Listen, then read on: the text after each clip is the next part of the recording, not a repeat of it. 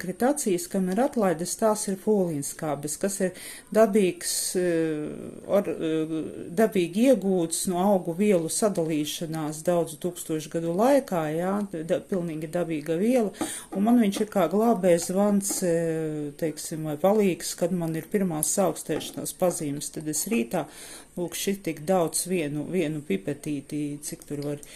ūdens glāzē, un man, principā, visi saaugstēšanās simptomi pazūd, un viss ir ok, un nesaslimstu tālāk, jā. Principā tas ir mikroelementu un aminoskābju un citu barības vielu avots, helāta formā, kuru bieži trūkst mūsu